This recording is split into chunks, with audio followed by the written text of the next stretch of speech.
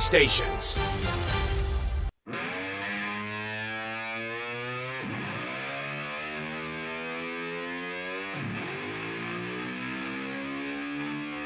It's time for Sports 56 Happy Hour on Sports 56 and 98.5 FM.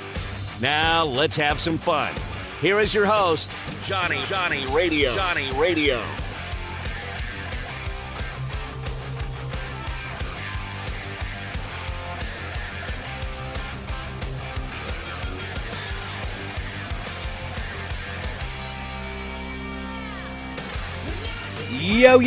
Yo. Welcome into a little Sports 56 Happy Hour. I'm your buddy, Johnny Radio. I got Jay Morgan Harder back at the Hizzy. And you know I'm out here at the FedEx St. Jude Championship. 70 best players on planet Earth hanging out here this weekend. A little bit wet, you know what I'm saying? A little bit wet today, but they are now playing some golf. Golf is in full swing. I did see a group that looked pretty nasty.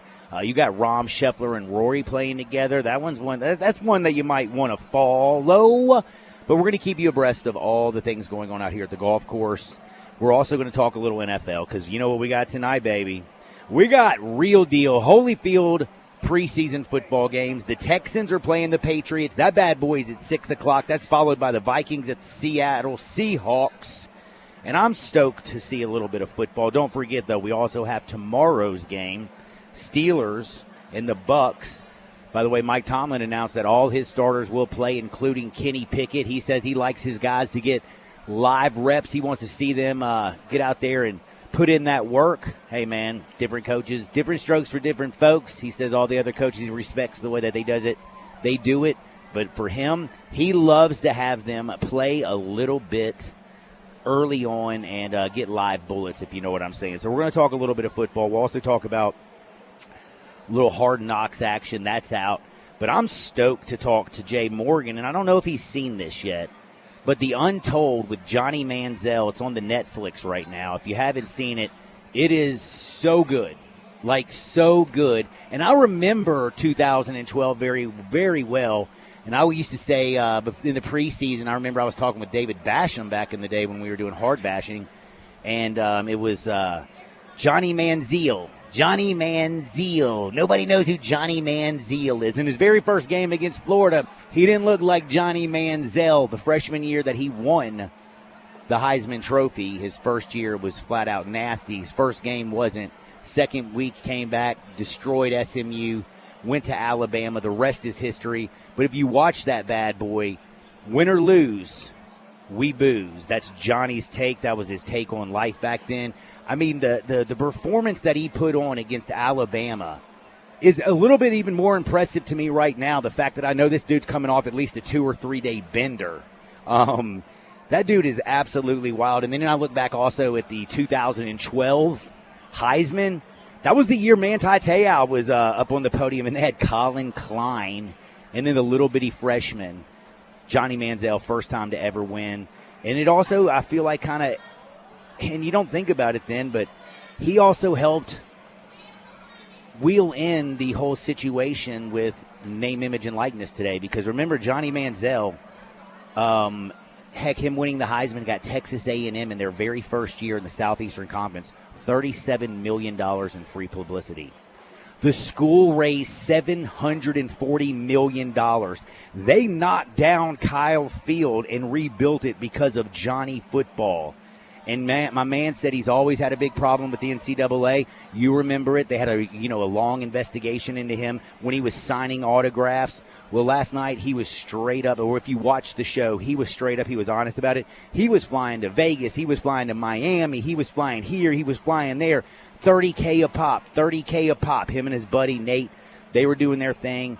Got tons of money. And then all of a sudden, you hear Mark Emmert, the a-hole at the NCAA at that time, talk about how as long as I'm here, players will never get paid because we have a structure to keep it fair, and they get food, they get housing, they get books, and they get free class.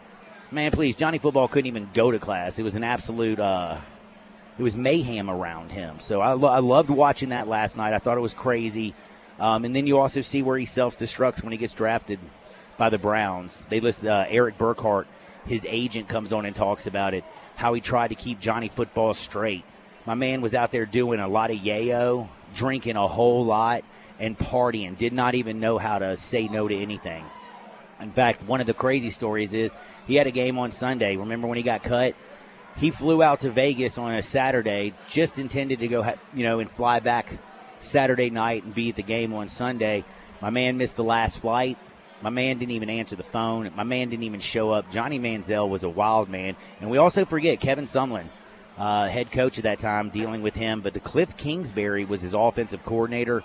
If you want to see something that is absolutely, I thought, fascinating, you need to check out the Untold Story on Johnny Football. It was great. Have you seen it yet, Jay? I've not seen it yet, but I was aware of its existence, and I'll need to check it out. It's so that sounds good. Interesting. Do you know why my name's Johnny Radio? Why? Because during the whole Johnny Manziel situation and everybody was calling him Johnny Football, well, Kevin Cerrito back in about 2012 just started calling me Johnny Radio. And, I was just Johnny, blah, blah, blah, John Harden, whatever, very simple. And then he kept calling me Johnny Radio, and then Johnny Manziel took off, and I guess I just kept Johnny Radio. And now what is that, 11 years ago? So yeah, how about that? Yeah. Pretty interesting stuff. Now, we also had a no-no last night. Did you see Michael Lorenzen? Holy hell. My man at Philadelphia is looking nasty, is he not? Yeah, that was great. Great. First outing in Philadelphia. Really good to see him go with full game. That's the most pitches he's ever thrown, too. Something else. And also, not only that, you have to realize something. He now has his shoes in the Hall of Fame. Do you know why? Why? Because he wears Vans. He used to be a big skater, so he had Vans custom made. He does them for every single game. The skateboard shoes, Vans. He puts cleats on the bottom of them. First game in Philadelphia, went out there and threw a no-no. I thought it was interesting. I thought it was fun. I had a good little time with that. So congratulations, Michael Lorenzen. Philadelphia looks pretty good. And then we also have Shohei Ohtani, the first player ever to have 10 wins and 40 home runs in a season. I was surprised that he is the first person.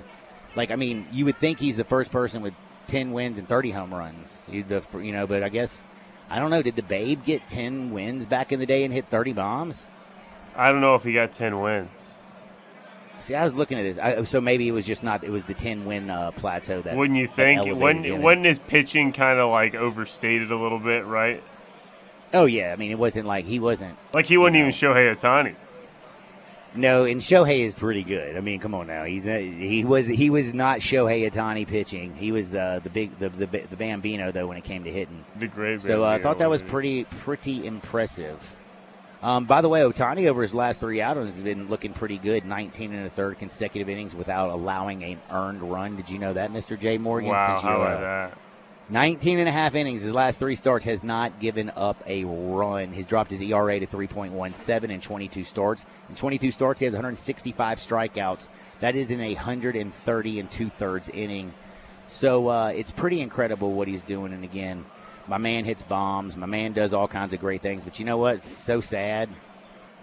He gives Angels up bombs good, too. Man. He gives up bombs too. Is that what you're He gives up say? bombs. No, the Angels just aren't any good. Oh. They are straight up trash. They had that run for a minute though, didn't they? They were running for a second there.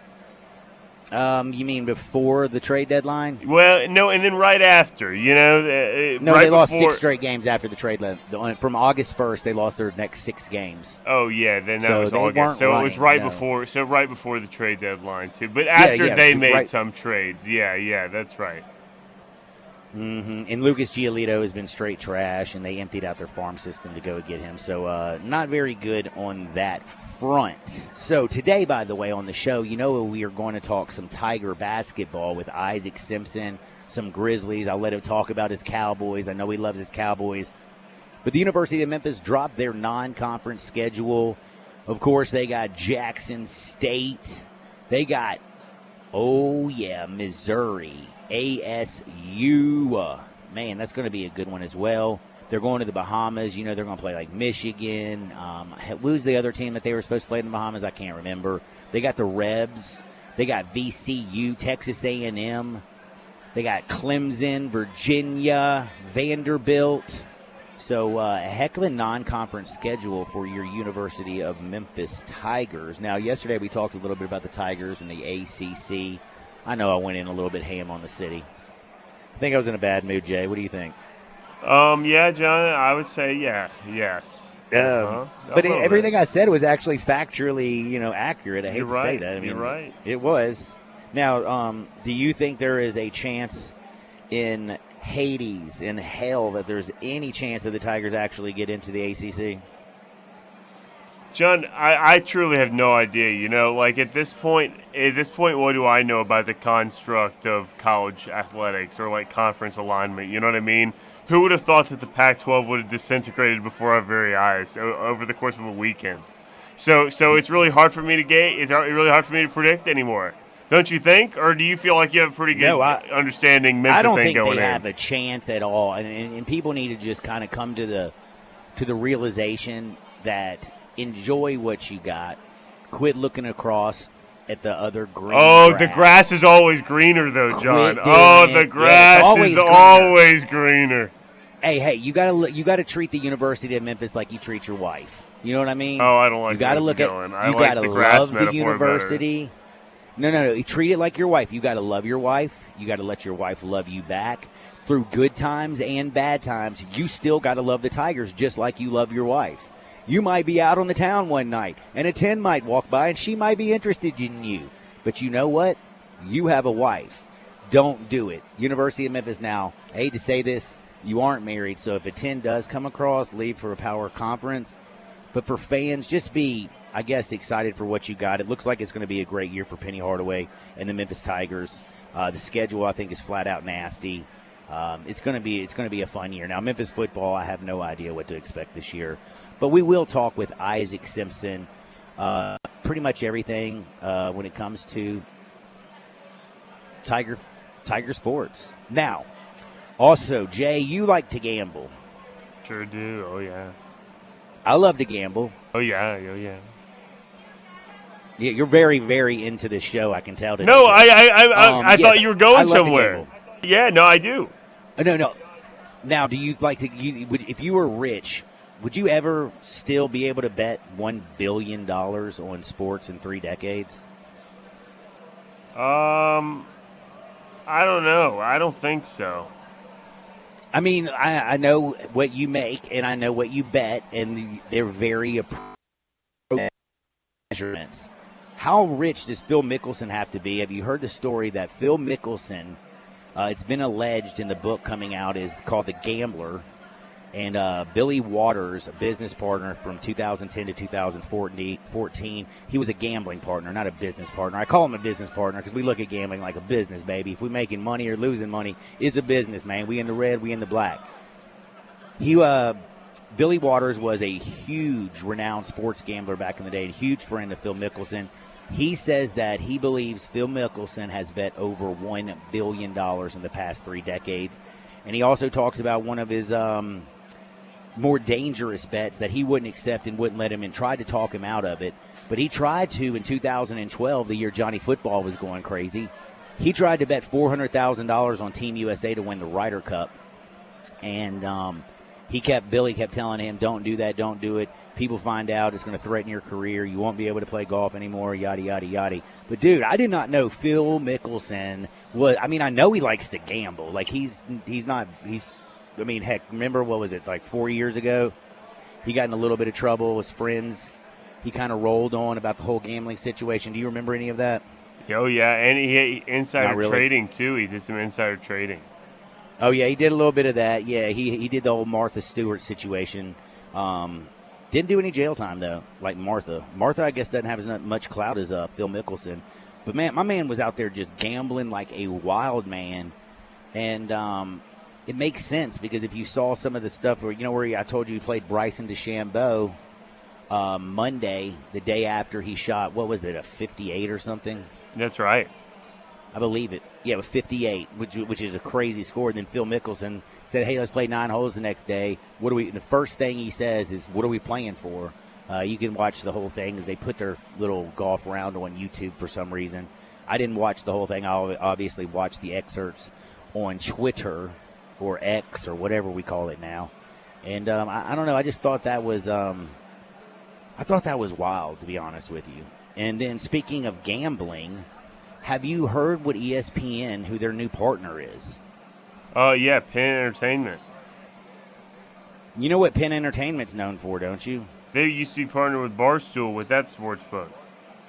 Well, they bought Barstool, which was the craziest thing. What is his name? Dave Portnoy or something? The owner of Barstool, the former owner of Barstool Sports. Do you know what I'm talking about? Dave Portnoy? Yeah, Dave Portnoy. Portnoy. Yeah, I couldn't remember what his name was. But Dave Portnoy, he reacquired Barstool. He sold it. Okay, remind you, he sold Barstool back in the day for $551 million. Do you know what he bought it back for? What? He bought it back for $1. He bought it back yesterday for $1. The only thing was his Penn is going to get 50% of any future Barstool sales. So you know what Dave said? What'd he say? He said, I'm going to die with Barstools being a part because he will never sell it because he doesn't want to give jack to Penn. And then here's the interesting thing. Penn is now teaming up with ESPN. The deal is it's a $2 billion deal with ESPN. And I'm curious about the future of ESPN and their coverage because you know what Penn's going to do for ESPN? They're going to take a lot of wagers. They're getting into the gambling services. So ESPN is going to be basically run by a gambling entertainment. And I'm kind of curious. Let's say you get a huge handle on one side, and then you find out you're nervous about holding that side, and then last second, ESPN finds out that so-and-so broke their hand, or last minute they're not going to get a start. Do they go out there and report that? Again, they have a vested interest to have people not go to the other side or to hold that bet. It's just going to be weird. I mean, ESPN has been changing a whole lot lately. Well, they're not the first. Luckily, they're not the first to venture into this water either. You know, because Fox has a sports book, and then the Bally's is owned by a sports book company too. So there's some other examples too. But your point is well taken. There's a lot of crossover now, and that makes you a little bit weary of the information you're getting. Yeah, it is. It does make you a little bit weary. It's absolutely wary. I think is wild, the word I'm wild, wary. So is it wary or weary? It's wary. I think it's weary. Weary is something else. Wary. It's wary. Wary. I don't like the way wary sounds. Just doesn't make sense. It just doesn't make sense. So we got a lot of bets to get into today as well. We got Hardwood because it feels so good. Did you see where Tony Allen avoided jail time? Is that right? Do you know what I'm talking about when it came to, he did a little bit of a little scam action. TA got into a little bit of fraud, did some bad things, you could say. And now he is not going to be in as nearly as much trouble as we thought he is. They worked out a deal. He's going to do community service. He was in a scam, a benefit scam, where he was part of it. You had Peter Brush, you had a couple former players like Terrence Williams, Keon Dooling, Alan Anderson. All of them got together and basically had a $4 million health benefits scam. He paid back his $420,000 that he collected, and he went out there and he took full responsibility. This was on the 8th. So what is today's date? The 10th? Today's the 10th. So on Tuesday, he was in court, and he said he fully acknowledged his responsibility, understood the gravity of his actions. He said he was as a member of the NBA community, I failed to uphold our core values. The judge, though, she didn't seem too happy, but she did say you may need to think about having a new goal in life, something you can work towards every single day. Do your community service, keep your nose clean, and don't find your butt back in here. And don't do any health scams, like healthcare scams. That's obviously crazy. Now, the other thing is Henry Ruggs has sentencing today. He's looking at 3 to 10 years. And O.J. Simpson decided to weigh in on the Henry Ruggs, the Henry Ruggs, which is always kind of funny when O.J. came out there and basically on his Twitter said, "Hello, Twitter world." He's like, "Please explain something to me. If I go 140 miles an hour and I kill a woman and her dog, I don't know, man. I feel like I'd be in jail longer than 3 to 10 years." They offered O.J., remember, for being invited to a hotel room, for taking his own stuff. They offered him 9 years, 11 months, and 29 days to 33 years. That was the sentencing parameters for O.J. We know he's done his time. He's out. He's on Twitter world. But it does seem kind of weird that Henry Ruggs is, same court, same city, same everything.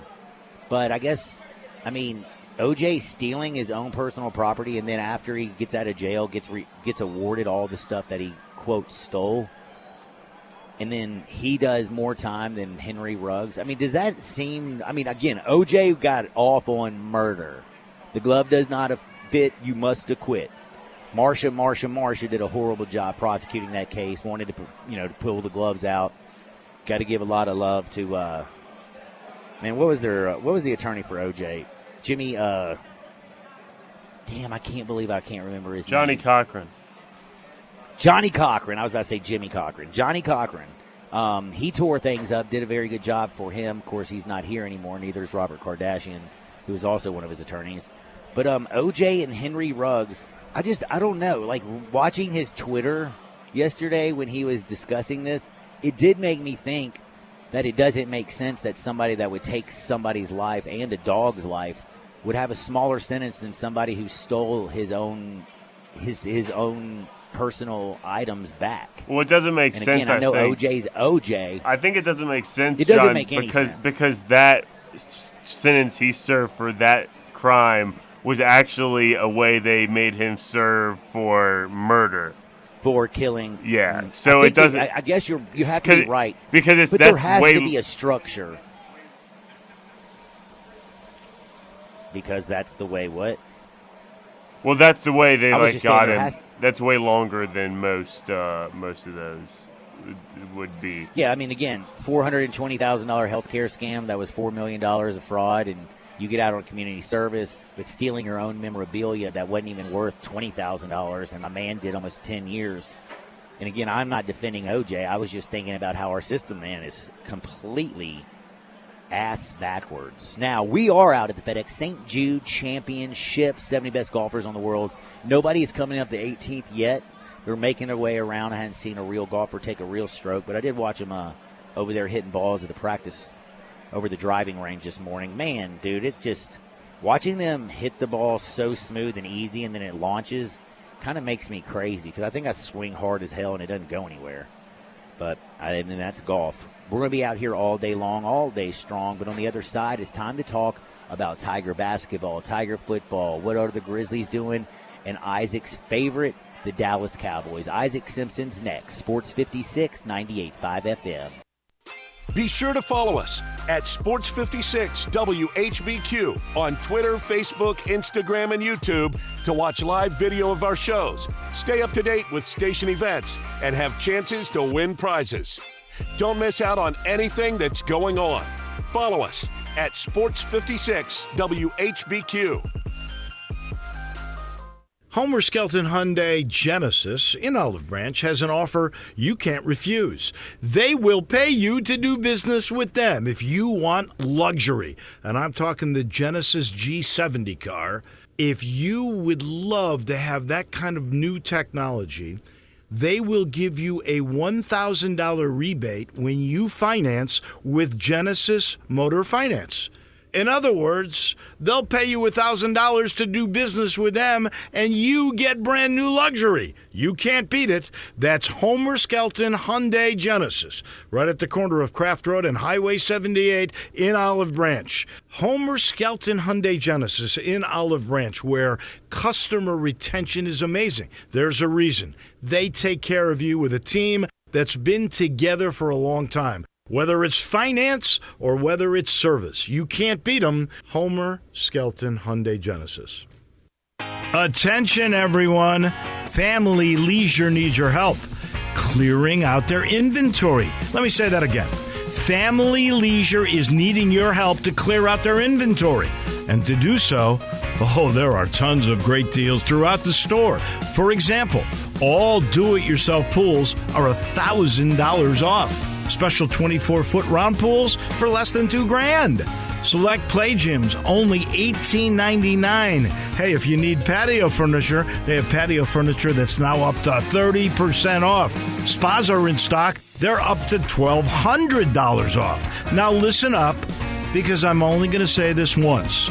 24 months, same as cash financing, is now available through this sale. Family Leisure needs your help clearing out their inventory, so come and do your part at Family Leisure, Whitten Road and I-40, where family and fun come together.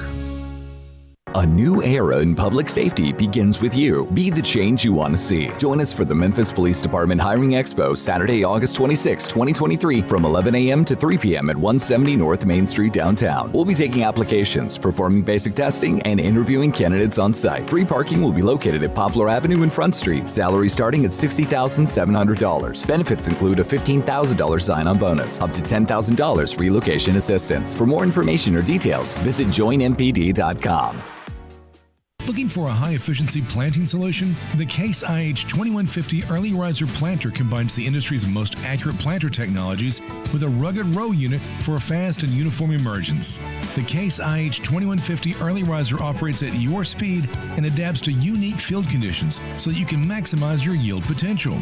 Stop in or call Mid-South Ag Equipment at 662-890-3141 to learn more. That's Mid-South Ag, your Case IH Equipment headquarters.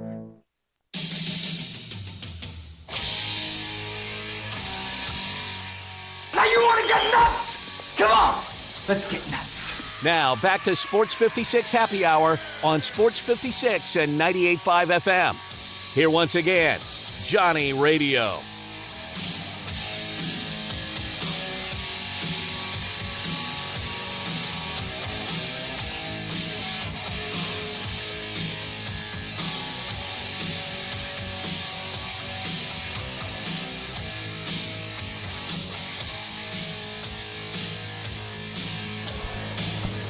Welcome back to a little Sports 56 Happy Hour. I'm your buddy Johnny Radio. I got Jay Morgan back at the house. We are out here at TPC Southwind. It's the FedEx actually, St. Jude Championship. Big thanks to our sponsors. Seriously, I mean, Landers Ford over Carterville, First National Bank, Jason's Deli, Ronnie Grizzani's, Law Offices of Arthur Horn. You got Olive Branch Motorsports, Lucchese's, East Memphis Ace Hardware. Telling you right now, and Fratello Steakhouse in Hernando, big mad thanks. And, of course, Jim's Place Grill, Town Village, Memphis Sports Tourism Council, and Coletta's. Mad thanks for helping us get out here.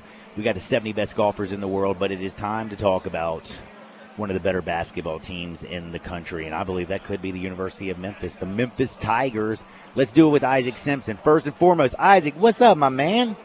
Man, what up, John? I'm good, man. How are you? Man, I'm blessed. I can't complain. You out here at this old golf thing? Man, no, not out there, man. Working today. I wish I could be out there. It looks like the weather is cleared up, man, because it was rough this morning, man. But it looks like they're starting to get going, man, so that's a good thing. It was brutal this morning. It was absolutely brutal. But, man, Isaac, I got to ask you, speaking of being brutal, did you look at the Tigers' non-conference schedule? What'd you think about that? That looks, that thing could be nasty. A lot of quad one games in there and quad twos. Yeah, man, they definitely have a lot of opportunities to get quad one and quad two wins. I mean, you even have a couple more in there with the tournament. They're going to open up with Michigan. So I think that right now, with the preseason records, would be a quad two. But they have a lot of opportunities. They got SEC teams. You're going on the road to take on Ole Miss, which is going to be pretty good down there this year. Also at Texas A&M. You got Clemson coming to the FedEx Forum. I mean, it's a really nice schedule. It's been a while since they've had some nice home games like that, so that's really good for the fans to have some good home games on the schedule. And got 2 opportunities at Florida Atlantic, which that's definitely going to be a quad one. So that's 2 more that you add to the pot in the conference schedule. So, man, they're going to have a tough time, but I think this team is poised and ready. I think they have the type of talent, man. You get DeAndre back in here. But I think they can pick up 4 or 5 of those games. I don't think there's any question about it. Man, I'm looking forward to this year. I'm kind of getting really excited. You remember earlier in the season how absolutely freaked out I was. Everybody was leaving. They didn't have anybody coming in. We had no big men down low. And now your front court, your back court, both look extremely solid. If we do get Dre, which will be our strength? Do you think our strength will come from Caleb and Javon? Or do you think it could be coming from down low from Brown and, of course, Dre? Man, I think it'll be a pick your poison type of situation. I think they're going to be. I think you get Brown and Dre in your front court. I think that's going to be one of the best front courts in the country. That experience and guys that can do some things on both ends. And then you talk about that backcourt. I think you saw that in the Dominican Republic what Javon Quinley and Caleb Mills are capable of. Caleb got to sit out the last 2 games, but you saw what he could do in that first game. I think that backcourt with that experience, I think those guys. I mean, that's the one thing about this team. It's going to be one of the oldest teams in the country. We talk about that team last year being old. I think this team right here will be even older, but you also have a nice mix of freshmen and underclassmen as well. I think Ashton Hardaway was a guy that people say that could be a redshirt year. I'm not so sure about that. I really like what I saw out of him down in the Dominican Republic, man. They need shooting, and he can definitely provide that. I think he showed that, hit a big shot, I think, in his second game. To kind of help them force overtime and end up winning that one. And he can really shoot the basketball, and they're going to need guys out to the space of the floor, and he can really do that. I mean, this team is going to be loaded. I think people still underrate this team. I see some massive prognosticators saying that this would be a top 25-ish team if they get DeAndre Williams back in the fold. I don't think, when you look around the country, if they do get DeAndre back, I don't think there's 10 or 15 teams with better rosters than this Memphis team on paper. And one thing we've seen, these teams get better as the season goes on. And again, another guy we haven't talked about, David Jones, is another guy. Saw what he was doing for the Dominican Select team. He's a guy that can really score as well. Daquan Walton had him on the ball a lot down in the Dominican Republic. He's shown that he can facilitate offense through him as well. He can really shoot the basketball and score. So they're absolutely loaded, man. I'm excited. I'm really intrigued about the different pieces that they have on this roster. And I think it's going to be a big year, man. Just need that last domino to fall with Dre, man. You get him back in the fold. And, man, again, the sky's the limit for this team. You mentioned Ashton earlier, possibly redshirting. You don't think that's going to happen. Who do you think is the best pure shooter on the team? Is it Watkins? Is it Ashton? Who's the best pure stroker? Yeah, that's interesting. I think I would say Daquan Walton is probably, if you told me actually who would you, if your life depended on who on the team would you put your life on to hit a 3-pointer, I think I would say Daquan Walton, but Ashton can really shoot it. Javon Quinley can shoot the basketball as well. Caleb Mills is streaky, but back when you look at his Houston days, he could really shoot the basketball. Memphis fans should remember that. He kind of struggled at Florida State. The efficiency numbers wasn't there. But I think those are kind of your top guys. And Tate Hardaway has shown that he can knock down a 3 as well.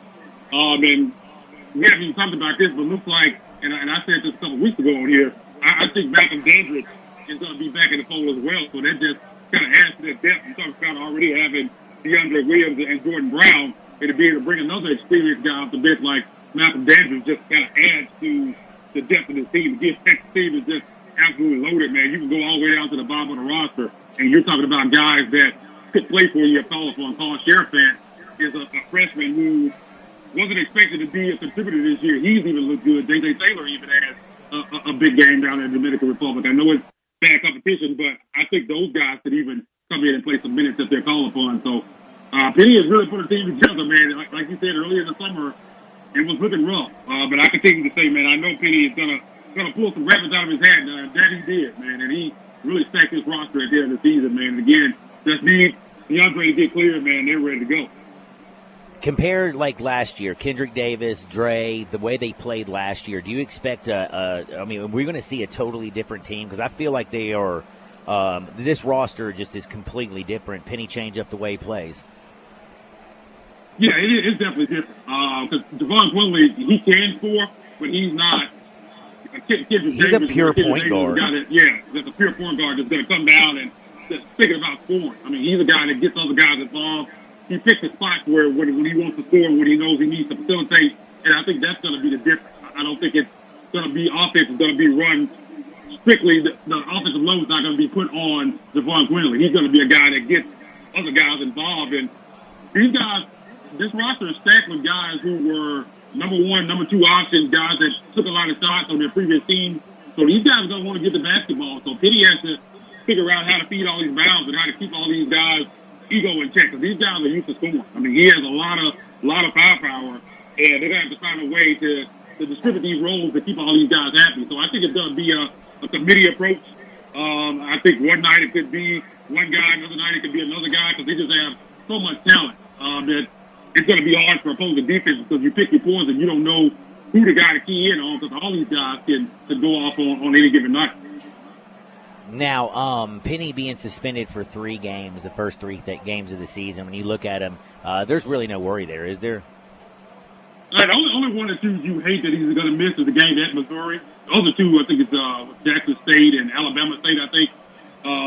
Yeah, those are the only one that you worry about is at Missouri. I assume Rick Stansberry, being the lead assistant, is going to handle that, and I don't have a lot of worries about that because Rick has been a head coach for years. Been there, done that.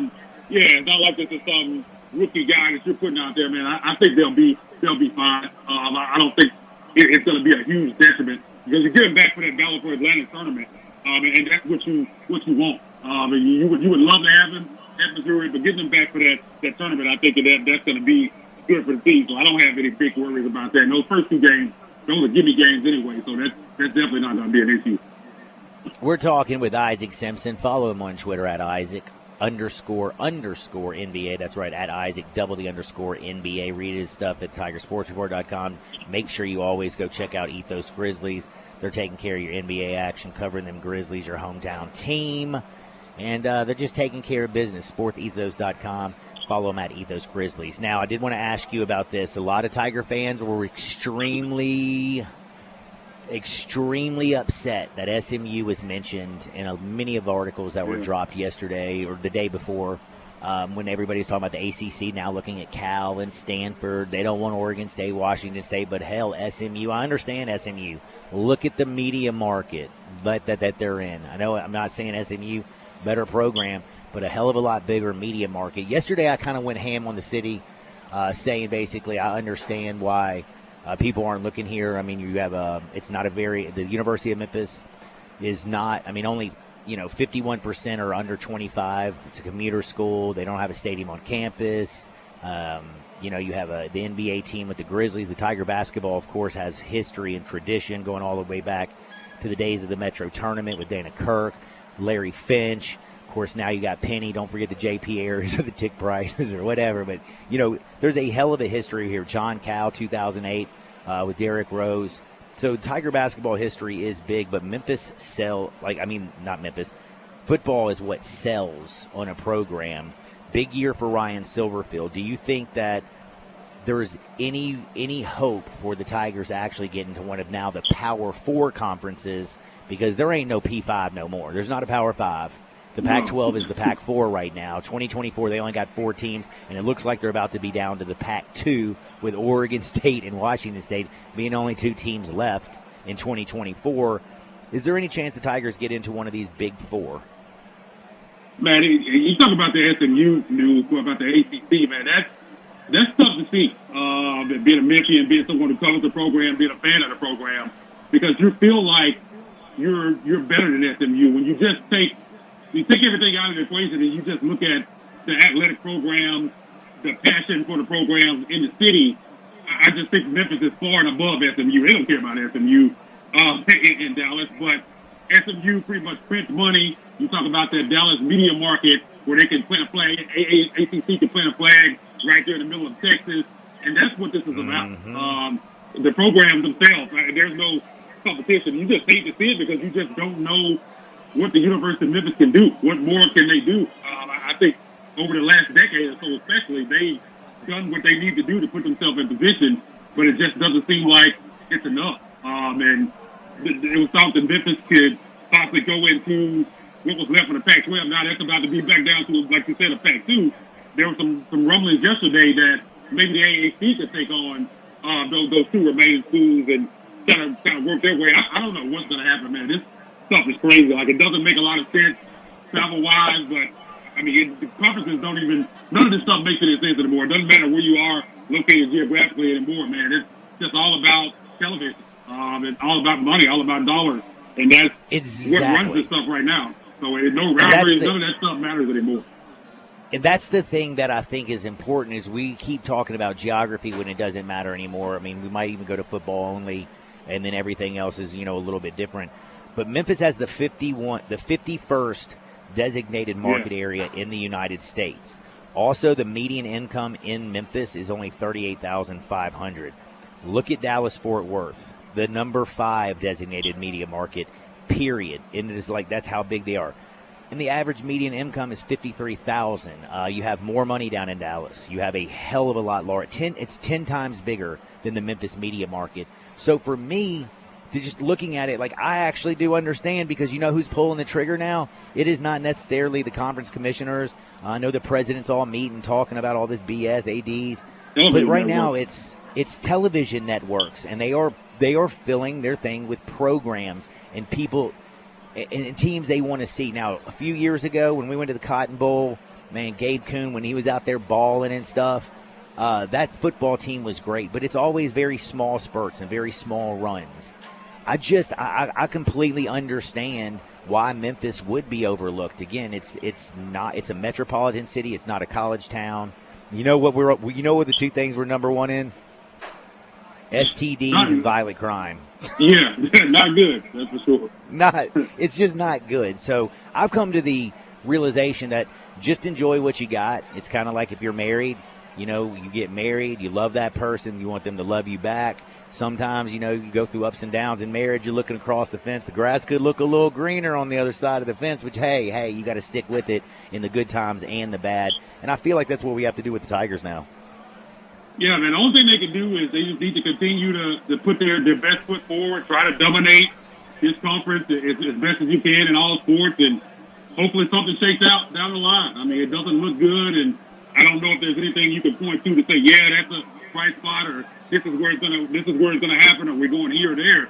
They just got to continue to move forward. I think it's a huge year for Ryan Silverfield. I think if they have any chance, the football program has to get back on the right track. In 500 seasons, that's not going to cut it. This is not going to cut it. And I think, and I've talked about this before here, the bad part about this is you don't want them to get stuck in the middle, because if they go, say they win 7, 8 games, 6 games, even if they go 6-6, I don't think they fire Ryan Silverfield. And I'm a big Ryan Silverfield fan. It's not that I want him to get fired, but I just want the best for the program. And if you're going 6-6, 7-5, especially with this schedule, that's just not good enough, especially with the situation they're in. But I just don't think at the University of Memphis you fire a football coach with that record. I just don't think they do it. So you either want them to be really bad or you want them to be really good. I think in the middle is kind of the worst spot you want them to be in. They need to be competing with this schedule in this conference. They need to be competing at the top of this conference.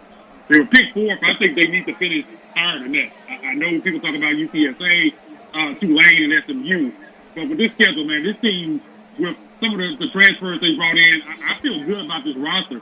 I think they should be able to finish higher than fourth in this conference.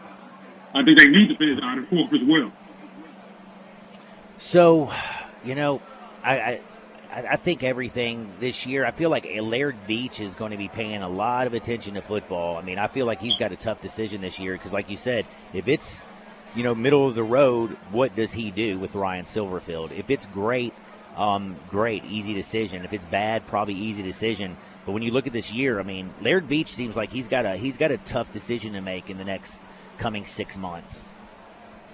Yeah, he definitely does, man. I like I said, I think they need to be at about 9 wins. I think 9-3 is the bar that they need to be on top of. I think anything lower than that, even, like I said, 8-4, you're getting kind of that territory of, well, we're kind of in quicksand. We're not really moving forward. I think you need to come out of this season to be able to say definitively we're moving forward or it's time to move on. I think those are the two scenarios you want. Anything other than that, where you're feeling, they were just okay, that's not a good spot to be in. That really puts Larry in a situation. So, like you said, he's under a lot of pressure this season with Memphis football. We know Memphis basketball will be fine. Memphis women's basketball is on the rise. They're really good in a lot of the other Olympic sports. They just need to. Baseball's drowning. Well, yeah, baseball looked like it was on the upper trajectory. Now you lose your coach, and that's Carrick Jackson, man, 1 year and gone. Yeah.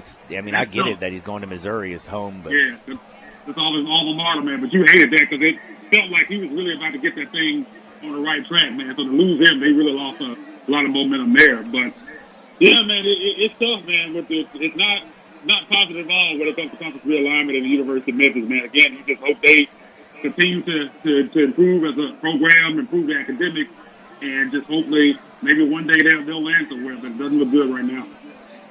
All right, got to ask you because, we have a little NFL action tonight. We have some preseason football games. I'm looking forward. There's 2 of them on the docket tonight, and I got to bring up your Dallas Cowboys. Tonight, we have the Texans and the Patriots at 6, followed by the Vikings and the Steelers. But you Dallas Cowboys, you love you some Dallas. It feels like right now, like Dak is taking a lot of heat. They're talking about dumbing down the offense for him. Again, this is last year, 12 games, tied for the most interception. I believe it was 15 interceptions in 12 games. Not very good, but he's had some monster seasons. The one thing, though, I do have to agree with some of the experts, this defense should be so nasty that all you have to do is make sure that he reads the game and doesn't go out there and throw that crushing pick late in the game or just, get turnovers, because that defense is going to be as good as anybody in the league.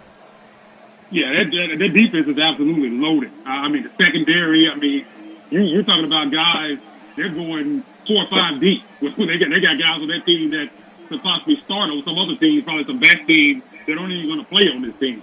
You're talking about Micah Parsons, DeMarcus Lawrence. They drafted Monty Smith. Their biggest Achilles heel over the last few years has been their run defense. They've really shored that up with Monty Smith taking him in the first round, along with Osa Digazawa. They're loaded. I think this defense is definitely going to be able to carry them. This offense, people talk about Dak, but they're loaded as far as their skill positions. The wide receiver, they got Brandon Cooks who can come in and take the top off the defense. That's something that they've been missing. Michael Gallup was kind of working his way back from an injury last year. He's looking a lot better out in camp, looking like he's back to himself. He can go out there and make some crazy catches. I think this offense can light the scoreboard up at times, and I also think, I don't want to forget to mention my man Tony Pollard. I do kind of worry about his durability, him being that kind of bell count back. I still wish they would go out and bring in another veteran guy. We'll see if that happens. But I think Zeke's still out there. Dalvin Cook. Tell Zeke to take a pay cut. Yeah, I think he might have to take a pay cut at this point because he's taking visits and been out with the Patriots. I think he visited the Bengals at one point, and nobody signed him. So it looks like unless he's willing to take a small amount, he's going to be out there. I don't see any reason why you don't bring him back. I understand kind of a lot of fans, a lot of people think if they bring him back, him being what he's been to his organizations means that they're going to overuse him, use him more than they should. But, that's on the coaching staff. Just because he's been a guy that's done a lot for that franchise doesn't mean that he's still that guy at this point. You use him as a goal line back and it kind of takes some of the pressure off him, but you don't have to go out there and give him a lot of carries just because he's Zeke Elliott. But that's kind of the reason why a lot of people say they don't want to bring him back in because he's on his roster, him being Zeke, they're going to expect him to kind of be that same guy and kind of be the number one back over Tony Pollard, and that doesn't have to be the case. I think at this point he should understand that being out there all summer, that should be a little humbling for him, knowing that he hasn't been signed at this point. Man, Isaac, thank you so much for your time. Be blessed. We'll do it again next Thursday. Plug away, my friend. Yeah, man, you get me at Ethos Grizzlies. Always kind of a dead period right now, but that's about to pick up. We got my man Darren Jackson Jr. looking really good out there with Team USA. Voted the best player in camp by the players out there, man. So that was really nice to see, man. I think he's gonna dominate out there, and I think he's poised for a big season. So we'll definitely be talking about that over at Ethos Grizzlies. Check out my work on the Tigers at TigerSportsReport.com. And as John said, you can find me on my personal X page at Isaac_NBA. And you know what's wild to me? I just saw a picture the other day. I completely forgot because Jaron's so young. He played with Marc Gasol and TA and Mike Conley. Yeah. Can you believe that? Yeah, he's been around for a while. But yeah, man, he was there at the end of that grit and grind era. He's kind of the bridge player to kind of this new bridge next gen. But yeah, man, him and Dylan Brooks were on those teams. Dylan Brooks was actually there extra year for that. So yeah, man, he's been around for a while. People talk about how young he is, man. And he's only 23. Yeah, so I think he's gonna have a big year. And I've said this before, and a lot of people push back on this. John might be the best player on the team, but I think Jared is the most important. I think in order for them to have championship aspirations and kind of reach some of those lofty goals, it depends on where it rides on Jared. I think it's all on Jared, and I think he's poised for a big year, and I think he's going to take a leap. You watch some of those workouts that he's doing, man. It was like he's added a mid-range shot, some post moves that he's added. He looks bigger and stronger. The experience that he's getting down there with the Team USA is going to be invaluable. I'm just excited for his continued development. He is Isaac Simpson. We do it every Thursday. Be blessed, my brother. We're coming back in two.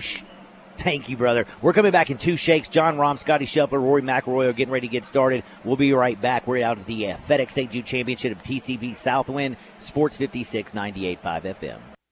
Broadcasting from the Family Leisure Studio, we are Sports 56 and 98.5 FM.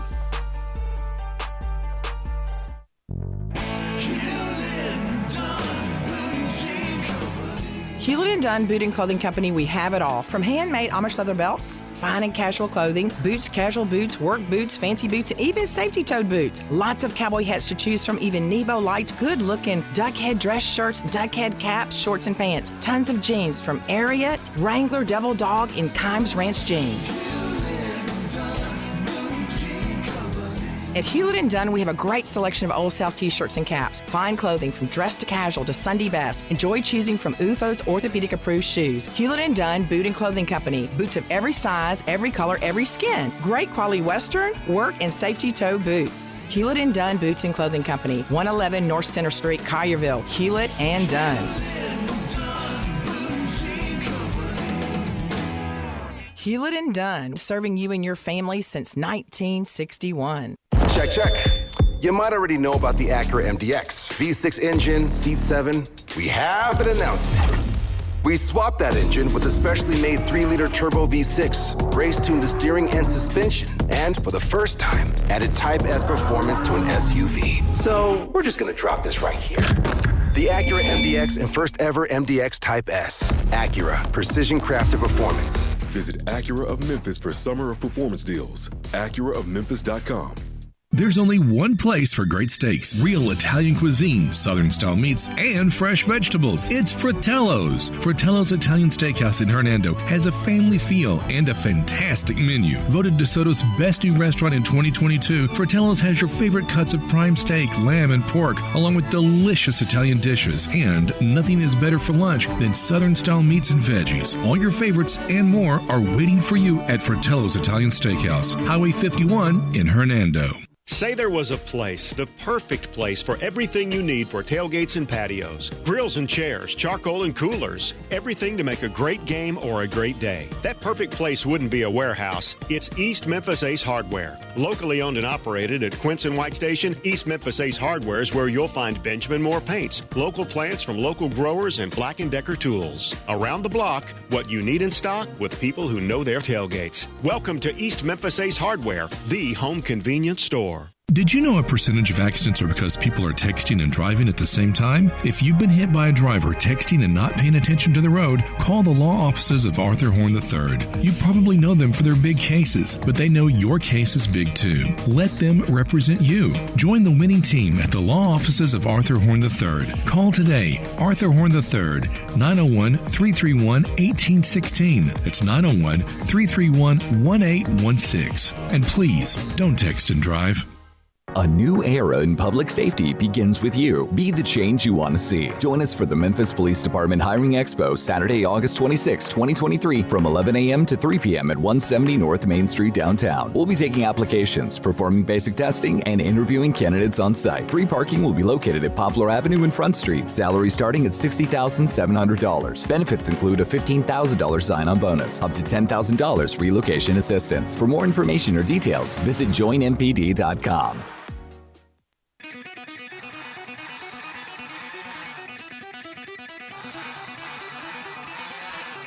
The only power source capable of generating 1.21 gigawatts of electricity is a bolt of lightning. Now, back to Sports 56 Happy Hour on Sports 56 and 98.5 FM. Here once again, Johnny Radio.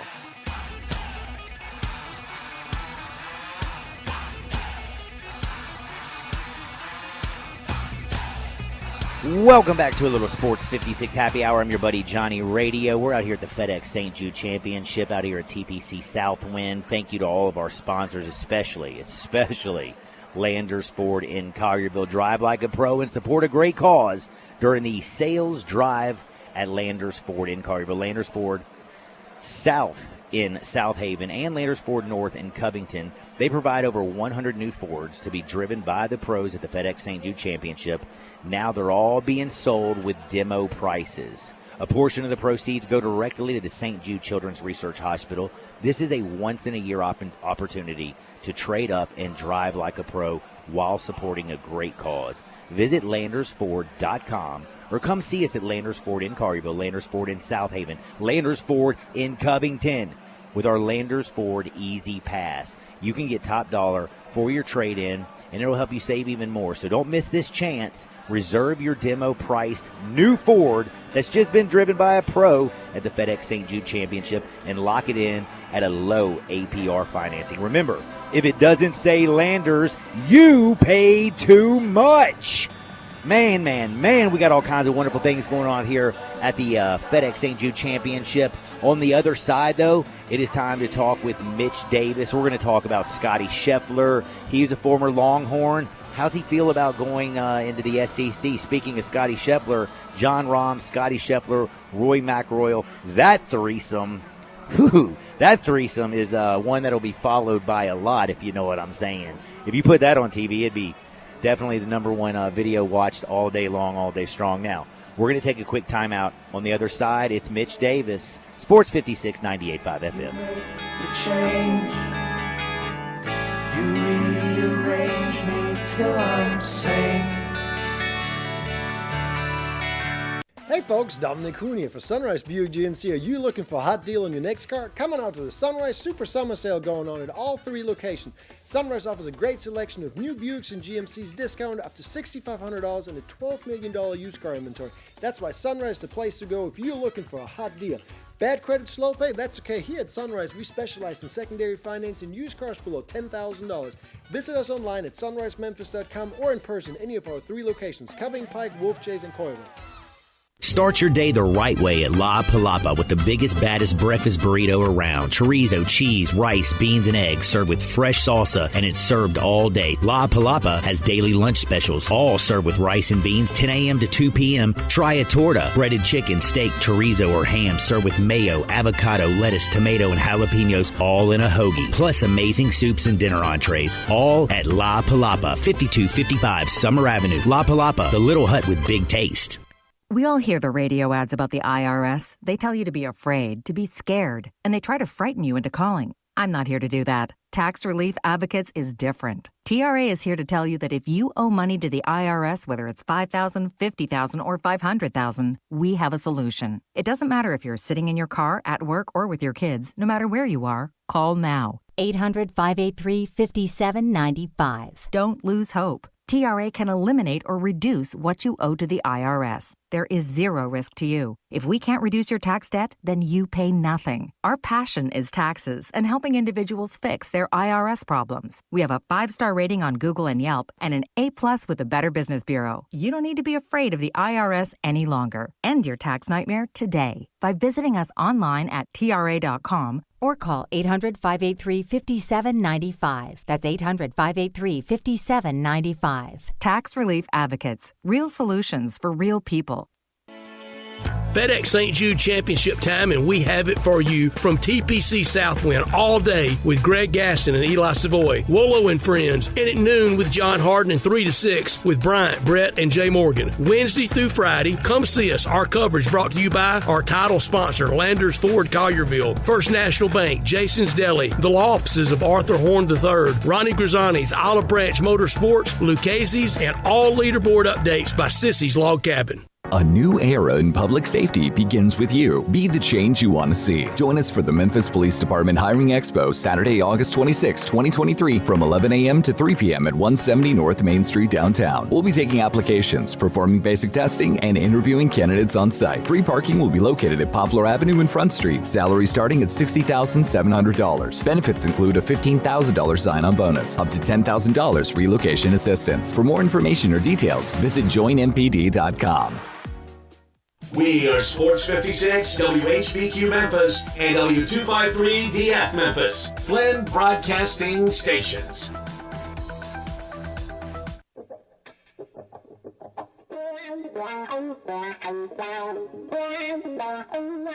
That is one of those things. When things get too heavy, just call me helium. Now, back to Sports 56 Happy Hour on Sports 56 and 98.5 FM. This hour is brought to you by Tito's Vodka. Here once again, Johnny Radio.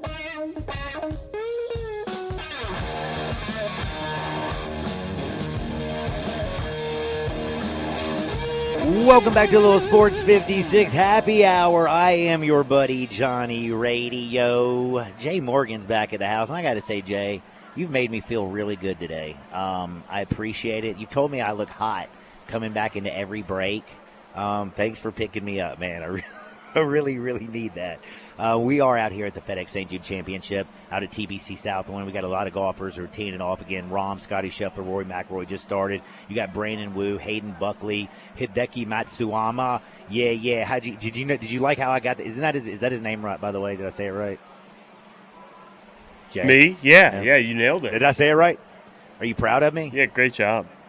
I'm on top of this golf game, man. But I got to say a big thanks to our sponsors. I mean, of course, you got Landers Ford, First National Bank, Jason's Deli, the law offices of Arthur Horn III, Ronnie Grizzani's, Olive Branch Motorsports, Luke Hazy's, East Memphis Hardware, Fratello's Steakhouse in Hernando, Jim's Place Grill, Town Village. I love me a little Town Village. I'm going to go see my peeps here at the end of the month. Memphis Sports Tourism Council, and, of course, Coletta's. Barbecue Pizza, Coletta's straight fire. Now, we got to jump in and talk a little bit with my good buddy Mitch Davis.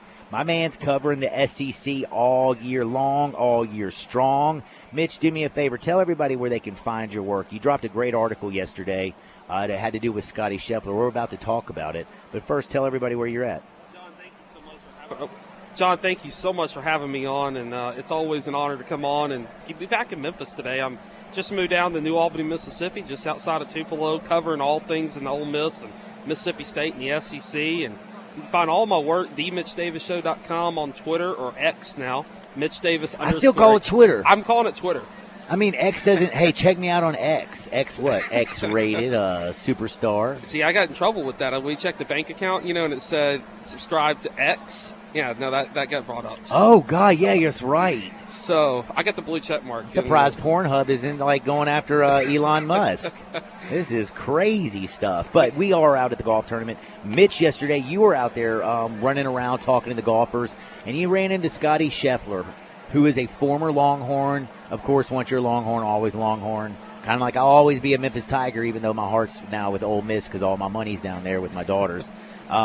I'm going to have to get you some maroon and white now. Oh, my God. Okay. I'm married into Mississippi State. See, both my daughters. My daughter, Savannah is a sophomore. It's her second year cheerleading at Ole Miss. My oldest daughter, Rio, she graduated from Ole Miss, but she went to Mississippi State to get her doctorate because they ain't got no biomedical engineering degrees down over in Oxford. No, you know what I'm not saying? at all. But Mississippi State, Zach Arnett, everything's fresh. We're going to talk a lot about the SEC, but next year Texas is joining the SEC. You talk with Scotty Scheffler. What did he think about it? So he mentioned the Texas family. He talked about all the guys on the tour that went to Texas. And also that's went right. to There's a bunch of them. Jordan Spieth, one of them. And there's a Pearson, Kendra Pearson or Kedron Pearson. I don't know all the golfers because I don't cover the PGA year-round. But Pearson's one of those guys. And he got asked about that, and he got asked about the Texas family. And, he mentioned as a fan of Texas, he's so excited to get to places like Starkville, Oxford, Lexington, Kentucky. Knox Vegas. Yeah, to experience the real-life college football. Gainesville's a dump. I'm not going to say that on the air because I got friends down there. But he talked about wanting to experience the Southeastern Conference and talked about playing with the best. And I asked him, what about golf? How does it impact a sport like golf? And he said, we're going to go play with the best now. These guys are going to be seeing these other guys on the tour. I mean, look how many Georgia Bulldogs are playing this weekend. How many guys played at University of Alabama? Justin Thomas, who's not here this weekend. Justin Thomas has been struggling. What's up with that? Yeah, it's just one of those. It's golf. But all these guys have played in the Southeastern Conference. Florida, Billy Horsch, all these guys play in the Southeastern Conference. And now that Texas and Oklahoma are joining us, not only in football, basketball, baseball, but you think about softball, you think about golf, you think about women's basketball.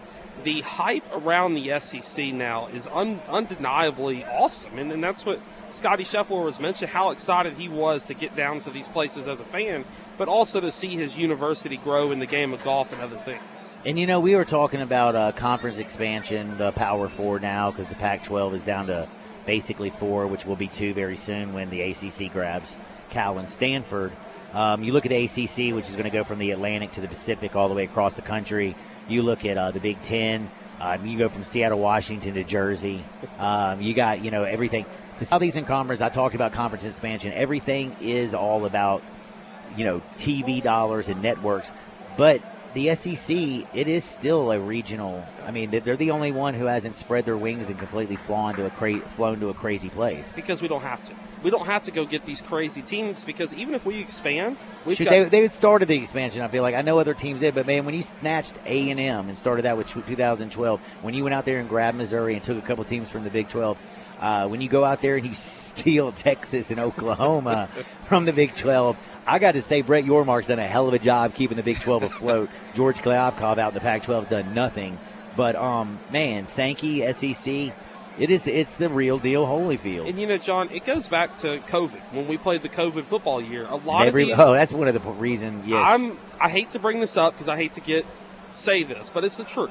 The Pac-12 said, "Hey, we're not playing football." They finally played 3 or 4 games out there, and they took those opportunities away from the student athletes. And now we're seeing the repercussions of those, those actions.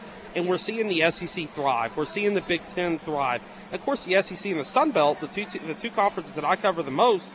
Look at how well the Sun Belt's doing. I always give Commissioner Keith Gill all the credit for mirroring what the Southeastern Conference has done, and it really is a shame. And I know we can talk about this at length, but conference realignment. Talking about Memphis, Memphis, they're not going to get in the Power 5. They're not. Power 4 now. What they should do, and people might be hating me on your show after this, go join the Sun Belt. No, they hate me. Go join the Sun Belt because the Sun Belt Conference is actually a legitimate conference now that has now replaced the American Athletic in pecking order because of what Commissioner Keith Gill has done down there in New Orleans. Gotta actually say I can't argue with that. I have to agree. If they don't get in, man, the Americans it's not going to be looking so solid. Now I got to get to you've been 2 weeks in Starkville. You've been down there checking out Zach Arnett. How is he doing? What do you think about this Mississippi State Bulldogs team? A lot of people are kind of just overlooking them. The Pirate has passed, but they still have Will Rogers. They still have a pretty damn good football team. It's still SEC athletes. What have you learned from Zach in the last 2 weeks that you've been down in Vegas? So we'll start with offense first. Offensively, no more air raid. That's thrown out the window because Kevin Barbay has come in there and he's kind of changed things up. What Mississippi State has gone to now is running more tight end sets. They're running tight ends in the backfield to confuse the defense. And when we talked to Rogers and we talked to Jacavian Marks the other day, they said, hey, the defenses in the SEC are not going to know what we're going to throw at them because we can either run with them with Jacavian Marks or we can throw the ball with Will Rogers. We're going to have a tight end lineup in the backfield, and then they're going to be running a lot. It's weird. It's a weird set, but you just have to see it to believe it. I don't think we're going to see it against Southeast Louisiana, but week 2 they play Arizona at Davis Wade Stadium. That game could be the breakout game for the offense for Mississippi State. It's a vastly improved offense. It's a spread offense. Ain't Deacon and Duncan, though. They actually going to push the ball down the field a little bit and try to stress the safeties with the tight end. Exactly. It's going to be very physical. It's going to be very smash-mouth football. And, talking about Zach Arnett, he brought out Mississippi State out to the farm, what they call the farm out near. They're not in their nice, pretty practice facility? They're not at the Leo Seals facility right now. They're practicing this week at the farm. Obviously, I'm not there to watch it because I'm down here. Old school. So he's going back to the old school. So yesterday, get your butt outside and sweat. What I heard yesterday is he lined them up on the 2-yard line to end practice, and his first-team offense versus first-team defense, he said, go at it. And that's what they did. They ran a goal line defense. I heard, this is just through the grapevine, it was split. Offense won 5 times, defense won 5 times, but they were smash mouth. They were running drills that old school people only like to run. I'm not going to go into detail about some of those drills, but it is smash mouth football, and he wants to get back to that. He wants to be physical. He does. He wants no to get finesse. back to I want to be physical. Bulldog mentality, because Mississippi State is a very blue collar. It is a very bring your lunch pail to work type fan base, and they want to see their team is going to punch you in the mouth. They might not be the best team on the field, but they are going to square up. They're going to fight you, and they're going to punch you in the mouth. I'm very, very excited about this Mississippi State team. They are vastly underrated in the Southeastern Conference preseason standings. Any chance Will Rogers could actually be the best quarterback in the Southeastern Conference? Because, I mean, 100%. He's got more yards than anybody. Of course, he's been in the air raid under Mike Leach, but he looks a lot bigger this year. Did he put on some weight? He put on a lot of weight. He hit the locker room. He hit the weights. He looks different. I'll tweet out a picture. I think I tweeted out a picture. I'll retweet it from last week. He looks a lot bigger. I mean, that dude, he put on some weight. He put on some muscle. What's going to be really interesting to me is to watch this defense, because I look at Jet Jefferson, who is a guy who is bulked up, who has gotten bigger, and he's a heck of a scarier linebacker than he was last season. I think people are going to be surprised when they see this Mississippi State team trot out there. Now, obviously, to start off with, it's going to be difficult. It's going to get the Kinks out. They got to play Southeast Louisiana. Then they go play Arizona at home. But then it gets difficult. You got LSU, you've got Alabama, and South Carolina. That is going to be after your little cupcake games between Southeast Louisiana and Arizona. So Mississippi State's going to have to put up or shut up when they play LSU on September 16th at Davis-Wade Stadium. At least they get LSU at home. But Jaden Daniels looks like a freak. Brian Kelly in his second year. When you look at the West, Lord Saban over there, 2 years not in the college football playoff. You know he's itching to get back. Ole Miss, you got 3 great quarterbacks. You got Quinshawn Judkins, probably the best running back in the country. Just a little sidebar. Have you ever played college football, fantasy college football? I have not. The number one player taking off the board in almost 90% of all the mock drafts is Quinshawn Judkins. Yeah. So he's going to run the damn football. It's going to be brutal. Right now, pecking order of the West. Who you got? Give it to me. I wrote an article 2 weeks ago for SEC Media Days. I'm picking Alabama to win the SEC West. So you're believing, do you have a clue, though, who's going to play quarterback? Is it going to be Milroy? Is it going to be Ty? Is it going to be it's going to be Milroy. You do? What I've heard. Now, everything could change. Nick Saban Simpson, I just feel like, can push the ball down the field. They can get back to running the football, double tights. I feel like Milroy can run all over the place. Buckner, Notre Dame, I don't know. Tommy Rees, though, is their offensive coordinator. Yeah.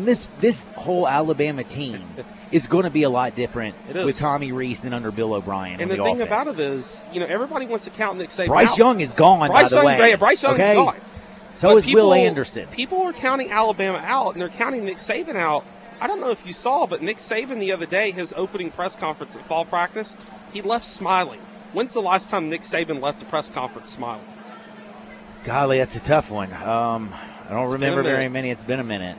Usually he's got the Coke bottle sitting up there, and he's usually screaming and yelling at us. He hasn't done it. He hasn't yelled at it. So here, the way I pick the West and, my ballot and everything, Alabama number 1, LSU number 2. Now here's where it gets fun, okay? I've got Auburn number 3. Whoa, so you were, yesterday Auburn, Hugh Freeze just stole another huge recruit yesterday. Right now, Hugh Freeze is recruiting his ass off. They've got so much momentum. Now, they're going to start slow. This is an 8-win, You're basically telling me I better go over 6.5 wins because that's what they're projected at, so take the Coach over. Coach Freeze has won everywhere he's been.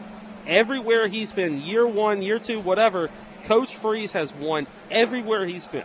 At Briarcrest, at Arkansas State, Ole Miss is an offensive coordinator. Ole Miss is a head coach. At Liberty as a head coach in the XFL. Coach Freeze has won. Hold up. He coached in the XFL? Offensive coordinator for 1 season. I did not even realize that. I don't know if he finished the season because he got offered the Liberty job, but I know he was offensive coordinator. Holy cow, that snuck up on me. So Coach Freeze. He's met the Rock. I think so. I'm not gonna I would assume, but Coach Freeze has won everywhere he's been. And then after that, I've got Mississippi State finishing 4th. just because they got so much back on offense. And I've seen this team practice. Ole Miss at number 5, just because I don't necessarily know what to expect out of Lane Kiffin. I had somebody on the podcast, I think it was Jared Redding from Inside the Rebels, and he said it was Connor O'Gara who said that Lane Kiffin from Saturday in the South said that Lane Kiffin is 1-15 or 1-16 versus AP top 20 teams or something like that. Damn. Since he's been at Ole Miss. I don't know the exact stat line. I have to go back and listen to the podcast where Connor O'Gara brought that on.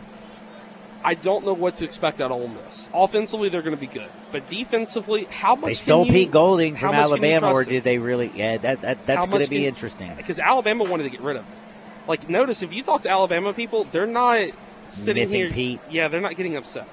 And I'm going to say this, Texas A&M finishes last in the SEC West. Oh, my goodness. I just – what do you expect to see Bobby Petrino can – is it going to be because Bobby Petrino and Jimbo exactly are going to be going on each other's headsets screaming about what's going to be the next Jimbo play? Couldn't even answer that at SEC Is he going to be days. able to, call the plays? And at SEC media you got days. 2 alphas, man. And you can't do that, especially Jimbo Fisher, who is – pompous is all and get Bobby out. Petrino, let's just be real, he is a much better offensive coordinator. He knows more about offense than I think Jimbo Fisher will on his best day. That Florida State with Jameis Winston and all that, great. What he's done the last few years at A&M has been embarrassing. And I'll tell you what, watch out in the East for Kentucky. Kentucky's not going to win the SEC East, but they are vastly underrated heading So you into believe in their transfer quarterback a lot? Because he was all ACC last year before he got hurt. Is he going to be an upgrade from Will Levis? Yes, from what I've heard. Because Liam Cohen's back. Yep, and Liam he's the Cohen offensive coordinator who can make things go. Look at what he did in 21 with Kentucky. So in the SEC East, this is how I predicted it. Georgia number 1. Who doesn't have Georgia number 1 is smoking a little something funny. Georgia 1, Kentucky 2, Tennessee 3, so is it 4. By the way, can I ask you, so Tennessee number 2, Josh Heupel, getting tons of mad respect. If you look in the National Football League, Hyatt, all the wide receivers are destroying it in the preseason. A lot of people said that, Heupel runs this simplistic offense. I don't know if the wide receivers are going to be able to absolutely go out there and do what it is that they're supposed to. But, man, I've been watching some Tennessee wide receivers, and they've been tearing it up in practice and in basically training camp. How consistent is Joe Milton? Because look at what he did at Michigan. He couldn't get it done at Michigan. He couldn't get it done at Tennessee. He couldn't get it. And to me, looking at this Tennessee roster and looking at how much they've lost because they relied so heavily on Hendon Hooker, Jalen Hyatt last year, this is not the same Tennessee team. A lot of people want to say, oh, well, it's Tennessee. No, this is a Tennessee team that still got throttled by South Carolina to end the season. They had no hooker. They don't have a hooker. They didn't have a hooker. And they don't have one this year. Now, I'm going to tell you this much. Vanderbilt is going to finish 5th in the SEC East, above Florida and Missouri. Whoa! Because I'm such a believer in Clark Lee. I'm such a big believer in what he's doing. He won me over at SEC Media Days. I like him. I know people are probably going to call me and tell me I'm crazy and stupid on Twitter, and that's fine. I am such a believer in what he's doing at Vanderbilt. And, look at the recruits he's getting at Vanderbilt. We're seeing a resurgence of Vanderbilt football that we have not seen since James Franklin has been the head coach at Vanderbilt. That's what we're seeing out of this Vanderbilt Commodores team. They open with Hawaii in 2 weeks, which I'm excited. Week 0, it's upon us. College football's here. The reason why 2 weeks from college football, 4 weeks from the NFL, Let's 4 go. weeks from today. Preseason tonight. I don't even know First game, by the way, of the year, is going to be good. It's the Lions and the Chiefs. That'll be fun. And then after that, you got Florida, Missouri. I'm not a big believer in either one of those teams. All right, who's going to have the better year, Florida or Missouri? Because, Missouri. man, you think it's Missouri? So you got Florida dead last. Yeah. I just because Florida's just not a good football team. What do they bring back that you say, hey, they're a really good football? This is the same Florida team that got thumped by Oregon State to close out the bowl game. This is not a good Florida team. When they hired Billy Napier, and I love Billy Napier, and I'm a big Billy Napier, big Sun Belt guy, but Billy Napier, he took over a program that was in shambles. That was I'm trying to watch the word here, was a complete just cluster of just terribleness of, I don't even know how to put it into words. Dude, they couldn't win with Anthony Richardson. No.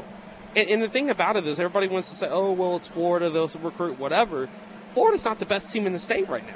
They're the third best team in the state No, of Florida. Mike Norvell's boys are over I at love Florida Mike State. Norvell right now. I'm a big believer in Mike Norvell. Of course, I don't cover the ACC, but somebody asked me the other day, what was my college football playoff as of right now? I had Georgia, Florida State, Michigan, and Alabama. Ooh, 2 SEC teams making it. Am I curious, though? You think Florida State drops LSU? The winner of that, I mean, they set their season up in the right way. That's going to be Orlando. a bloodbath. It's That's in going to be Orlando. a beautiful game. I'm looking forward to that game because I want to see what LSU is going to throw out at Florida State. Obviously, last year was a disappointment. And the thing about it is if you lose that game, if you're LSU or Florida State, and you lose that game closely, your season's not over. Florida State still has chances to beat Clemson, and they still got chances to beat Miami and Florida at the end of the season. LSU still has chances to beat Alabama, to beat Mississippi State and get good quality wins. You lose that game like you did last year, we could even potentially see a New Year's Six Bowl or even a playoff where we have LSU and Florida State. That's how much I'm believing in Mike Norvell right now. And, I mean, look what he did at Memphis. At Memphis, of all places. Yeah. I mean, 2019 Cotton Bowl run, you and I were down there, and that was a phenomenal year. Look at what he did with so little at Memphis. And you can't even begin to tell me that he's not going to do that at Florida State. No, I'm definitely not going to back off. I'll tell you one thing. The state of Florida right now, Mike Norvell is running that junt because Billy Napier, Mario Cristobal can't get it done in Miami. I know he's only had 1 year, but And last year was UCF a has done disaster. I'll give Central Florida some love. Yeah, I will. UCF has recruited well. Now they're at the Big 12. They got the Big 12 money. UCF is going to be a threat. As much as everybody hates UCF, UCF is going to be a threat. Florida is so far behind the 8 ball right now. They've got to figure this thing out. They got to get a head coach in there that can not only, win at Florida, but also win the state of Florida in recruiting and sell the program, and how you carry yourself is so important at Florida because you've got a lot of kids in that state, just like at Mississippi, and how important it is to win the state of Mississippi.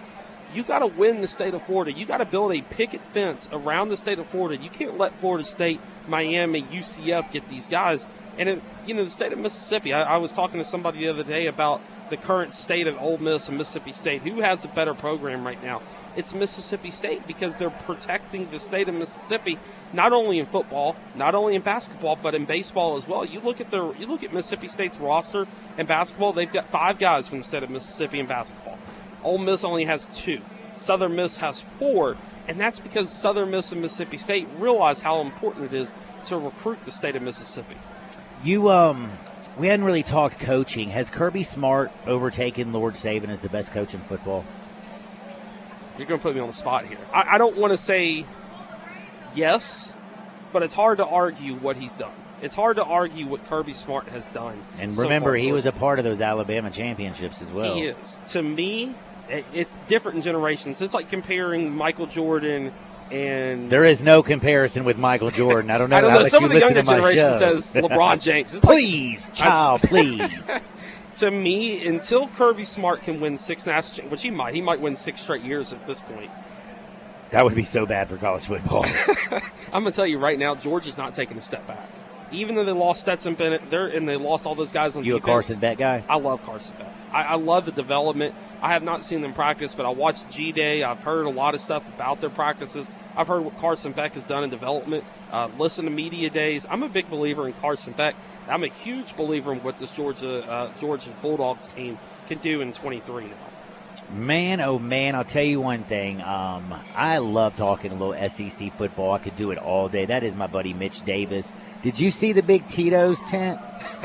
I may or may not be visiting later. Ooh, I'll tell you one thing. When I'm done, I'm going to the Tito's tent because, man, if life ever hands me lemons, I don't freak out. I don't fret. I don't stress. I just make a lemon drop, and I always make sure it's with Tito's handmade vodka, crafted and distilled down in Austin, Texas, right here in the United States. It's good old American vodka, baby. And I'm telling you, it's gluten-free, 100%. Yeah, you don't want no gluten in you? Get your Tito's on, and don't forget it's 6 times distilled and then stilled in classic copper pots, which give it a very unique flavor, slightly sweet with the black pepper note, balancing everything out, whether you're crafting a cocktail or you're drinking it neat. Get your Tito's on today. Man, get out there. Go watch some golf. Thank you so much for your time. and I'll be keeping up with you all year. Tell everybody again where they can find you. If you care about the SEC, make sure you're following Mitch Davis. Absolutely. TheMitchDavisShow.com is going to be your one-stop shop for everything, and also the podcasts, or literally wherever you listen to podcasts, going to hopefully have you on, John, and going to go back in the media tent here in a second and go interview John. How's Barlis. the grub look over there? I haven't seen it today. Okay. I've been walking the course a little bit, but I'm going to go over there and interview John Barlis. So y'all check it out, The Mitch Davis Show, everywhere you like to listen to your podcast, and also TheMitchDavisShow.com. I'm going to have a lot of content from the Southeastern Conference and hopefully get down to Atlanta this year for the SEC Championship. We're back in two sheiks from TPC Southwind. It's the 2023 FedEx St. Jude Championship. 70 best players in the world, plus a Tito's tent. Sports 56, 98.5 FM. We are real sports talk. Sports 56 WHBQ. Available on your radio dial at 560 AM and 98.5 FM, as well as around the world online at sports56whbq.com. Take us with you everywhere by downloading the Sports 56 app. And at home, just say, Alexa, play Sports 56. Wherever you are, stay tuned in to Real Sports Talk. Sports 56 and 98.5 FM. Homer Skelton Hyundai Genesis in Olive Branch has an offer you can't refuse. They will pay you to do business with them if you want luxury. And I'm talking the Genesis G70 car. If you would love to have that kind of new technology, they will give you a $1,000 rebate when you finance with Genesis Motor Finance. In other words, they'll pay you $1,000 to do business with them, and you get brand new luxury. You can't beat it. That's Homer Skelton Hyundai Genesis, right at the corner of Craft Road and Highway 78 in Olive Branch. Homer Skelton Hyundai Genesis in Olive Branch, where customer retention is amazing. There's a reason. They take care of you with a team that's been together for a long time. Whether it's finance or whether it's service, you can't beat them. Homer Skelton Hyundai Genesis. O'Reilly. Protect your engine with Syntec Full Synthetic Motor Oil at O'Reilly Auto Parts. Syntec is designed for today's engines to dissipate heat and reduce friction and wear. Get 5 quarts of Syntec Full Synthetic and a MicroGuard Select Oil Filter for just $33.99, plus 2 times O Rewards points. Limits apply. Choose Syntec exclusively at O'Reilly Auto Parts. O'Reilly Auto Parts.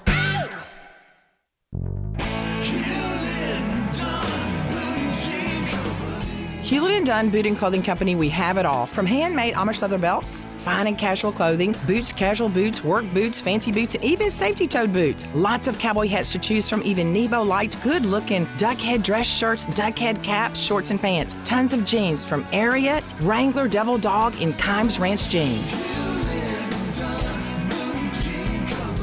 At Hewlett & Dunn, we have a great selection of Old South T-shirts and caps. Fine clothing from dress to casual to Sunday best. Enjoy choosing from UFO's orthopedic-approved shoes. Hewlett & Dunn Boot and Clothing Company. Boots of every size, every color, every skin. Great quality Western, work, and safety toe boots. Hewlett & Dunn Boots and Clothing Company. 111 North Center Street, Collierville. Hewlett & Dunn. Hewlett & Dunn, serving you and your family since 1961. Your favorite Italian pasta company in Delhi, Lucchese's, now ships. For over 25 years, Memphis has trusted Lucchese's to feed their loved ones, and now they've crafted 3 great comfort food meals that can be shipped across the country to your friends and family. Enjoy lasagna, ravioli, spaghetti, Italian spinach, and delicious sauces with no MSG, no preservatives, and no artificial colors. All you need to do is go to lucchese's.com to place your order or call 901-766-9922. A new era in public safety begins with you. Be the change you want to see. Join us for the Memphis Police Department Hiring Expo, Saturday, August 26, 2023, from 11 a.m. to 3 p.m. at 170 North Main Street downtown. We'll be taking applications, performing basic testing, and interviewing candidates on site. Free parking will be located at Poplar Avenue and Front Street. Salary starting at $60,700. Benefits include a $15,000 sign-on bonus, up to $10,000 relocation assistance. For more information or details, visit joinmpd.com. At Jason's Deli, when you're dining in or picking up curbside, you can expect wholesome food and no surprises, just delicious sandwiches, crisp salads, and quick quality meals made with the freshest ingredients and no artificial trans fats, MSG, high fructose corn syrup, or artificial colors and dyes. Around here, a lot of thought goes into what we put into our food and what we take out of it, because you're not just taking a bite, you're getting a taste of who we are. New items are constantly being created to expand our menu for all tastes and special diets with vegan and gluten-free options available. Convenience and on-time delivery you can count on. It's just a click away at jasonsdeli.com, so whether you need to feed 5 people or 5,000, the team at Jason's Deli, they have the credentials and the commitment to keep you satisfied. Freshness is nearby at Jason's Deli with locations at Ridgeway in the Park Place Center, Poplar and Highland, Germantown Road in Cordova, and on Goodman Road in Olive Branch. Jason's Deli. It's wholesome food and no surprises. 4.9 liter V8, 0 to 60, and I'm about to find out. Now, back to Sports 56 Happy Hour on Sports 56 and 98.5 FM. This hour is brought to you by Tito's Vodka. Here once again, Johnny Radio.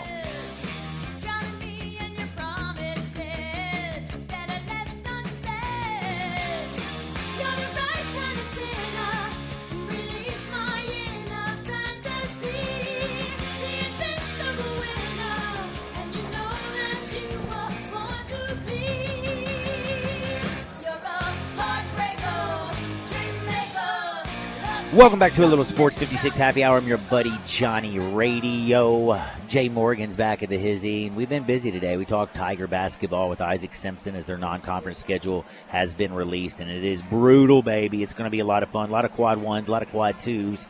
Great schedule in the non-conference. We also talked with Isaac Simpson a little bit about the Cowboys because we got some football tonight, man. We got the Texans and the Patriots. Preseason is here. You got the Vikings and the Seahawks as well. Tomorrow you have the Steelers playing the Bucks. Baker Mayfield, by the way, is going to get the start in the first preseason game against the Steelers tomorrow. And Kyle Trask is going to get the start in game 2, which is next week versus the Jets. Looking at that competition, man, Baker Mayfield, Kyle Trask, I just can't believe there's even a competition, the amount of money that they're paying Baker Mayfield compared to Kyle Trask. Former number 1 pick in Baker Mayfield. My man won a playoff game in Cleveland.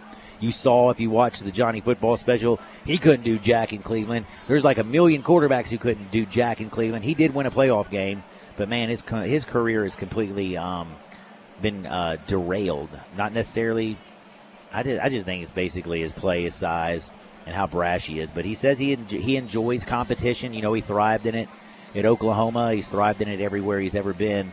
But either Kyle Trask, Baker Mayfield, we'll see them tomorrow. Now, tonight, Texans, Patriots, Vikings, Seahawks. Tell you one thing, I'm not betting on any preseason games. I did try to get a little bit of edge and start looking here and there, and then I realized I've lost my deadgum mind. We will be doing some bets today in the last segment with Jay Morgan, do a little baseball bets. But now it's about time to get into a little bit of hardwood. But I have to remind you, I'm at the FedEx St. Jude Championship. We're out here at TPC Southwind. Jay, I got a question for you. Do you by any chance have a leaderboard close? Because I have no computer, and I have no internet. I have nothing. It's just me and my brain. If you give me just a second here, John, I can get you a leaderboard. Go right ahead, and while you're doing that, I'm going to remind you all of our leaderboard updates are brought to you by Sissy's Log Cabin. Man, I love Sissy's Log Cabin because they got the best jewelry around. They got the best stuff for your girl. They got the best stuff, period. And remember, I love their little slogan. Life's too short for ordinary jewelry. If you want the best, make sure you check out Sissy's Log Cabin. All right, John, in first place, Eric Cole, 4 under par through 8 holes. You got a few guys. Whoa, 4 under. You got a few guys tied at 3 under through a various amount of holes. Andrew Putnam, 8 through 8 holes at 3 under. Ben On through 7, 3 under. Adam Svensson, the Canadian, 3 under through 7 holes. JT Poston, 3 under through 7 holes. Jordan Spieth, 3 under through 6 holes. Sanjay M, 3 under through 6 holes. Corey Connors, another Canadian, a Canadian favorite, 3 under through 5 holes. And then even more at 2 under. Lucas Glover in those names. Cam Young, Russell Henley, Xander Schauffele. Tony Finau, 2 under through 3 holes, so he's starting off real hot there. And then a bunch of guys, other guys at 1 under, and a few other guys at even par there. Tell you what, John, scores are going to be low today with this lift, clean, and place rule in effect. These guys are going to tear it up today. And I take it the greens are going to be a little bit slower than normal. Yeah, but I mean they wet. can hit it real close too because it's wet and lift, clean, and place. I mean, you really get the perfect lie every time, and you give a pro golfer a perfect lie, they can hit a perfect shot pretty much every time. Man, what's my boy Ricky doing? Ricky Fowler. I think I just saw him at 1 under, if I'm not mistaken. I don't. Come know on, Ricky. Yeah, 1 under through 4 holes, but he started on 10, so he's on 15, 16. Man. Go Ricky. Now, again, we are out here doing a little golf, and I have to remind you, our title sponsor, of course, is Landers Ford. We have First National Bank, Jason's Deli, law offices of Arthur Horn III, Ronnie Grizzani's, Olive Branch Motorsports, Lucchese's, East Memphis Ace Hardware, Fratello's Steakhouse in Hernando, Jim's Place, Town Village, Memphis Sports Tourism Council, and Coletta's. Jay, you want to do a little Hardwood? This is Access Hardwood. Oh, my goodness. Now, Mr. J, did you know who got excused from practice today to go to the Henry Ruggs sentencing? Who's that? It would be Devontae Smith, former Alabama. He says that Henry Ruggs is a brother from another mother. He loves him more than anything in the world. He's his best friend. He's praying for him. He says that you have no idea how bad he feels about Tina Tenner and her dog, by the way, who also perished in that horrible accident that happened out in Vegas about a year ago. He is looking at sentencing. I have not seen because I have no access to anything, but I don't know if the sentences has been dropped. But again, today he's going to end up doing 3 to 10 years. And my man OJ has some strong feelings about that. Now, got to talk about something that's just a little bit weird. Jay, do you eat watermelon, cantaloupe, or honeydew? Yeah, I'll eat cantaloupe from time to time. Do you know you need to wash the heck out of the cantaloupe, the honeydew, and the watermelon, the outside of it? Do you know why? Why? Listeria. MMA star, my man, 33 years old, does a little MMA fighting action, gets done fighting, goes home, decides he wants to chill out with a little bit of watermelon.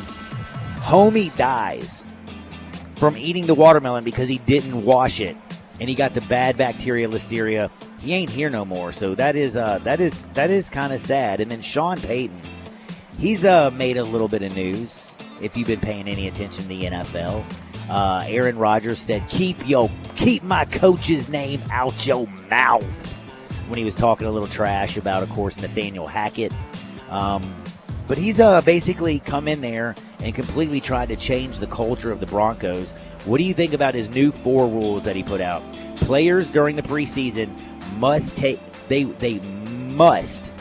off their uniforms after they're done playing. When you're done playing, get over there, take off your uniforms, you're done. He says also you're not allowed to wear the sunglasses on the sidelines. Bro, what if it's really bright on your sideline? You know, like you can't wear shades? What is up with that? And do you know what a bucket hat is, or a Gilligan hat? He said no Gilligan hats. He said they're strictly forbidden.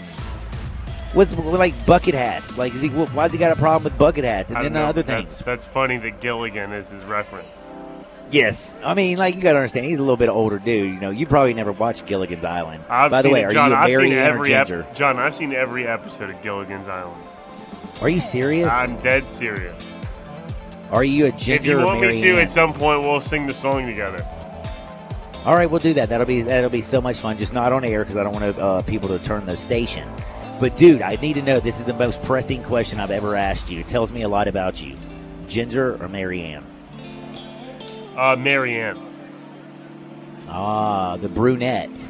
The one that's not a former movie star. You just want the humble one that looks cute, the girl next door style? Better character, John. She's somebody that you could actually hold a conversation with, maybe? She's a better character, John. Just a better character? She's a better character. Well, you know, they're not real people, you know. Well, that is true. They're not real people. Yeah, they're playing characters on television. Well, I like... Can I just say both? I think that would be horrible. All right, yeah, there you go. You're on an island. I mean, if you're on an island, I mean, I ain't fretting from Mr. Howe. I ain't stressing on Gilligan. What's the How about this? heavyset How about cat- this one, John? How about this one? Betty Rubble or Wilma? Which one? I like Betty. I like Betty too. I think I'm a Betty guy. I'm I a think Betty definitely guy as Betty well. over Wilma. 901-360-8255. Betty or Wilma? Oh my goodness! One other little weird thing. Sean Payton has some crazy stuff. Did you see how much money Stephen A. Smith was charging for is charging for his basketball camp? How much? $2,899 for youth athletes to participate in his basketball. What is it called? Just a basketball camp. Sounds like a basketball camp, yeah. It's a basketball camp, but I think he had a little name. And he says now, a lot of people clapped back at him, especially Kwame Brown. He loves Twitter. He's like the OJ of Twitter from the NBA. Kwame Brown having a great post-playing career on Twitter. Dude, he wasn't good. Dude, Michael Jordan took him number one. He didn't live up to any expectations, but he's got a strong Twitter game. He went out there and just roasted Stephen A. Smith. And it's like he's like the average NBA player, they charge like $200 to $300 per kid. This MFer is charging almost $3,000. What is Stephen A. Smith going to teach kids about basketball? What the hell's going on here? Tell those kids' parents not to pay jack.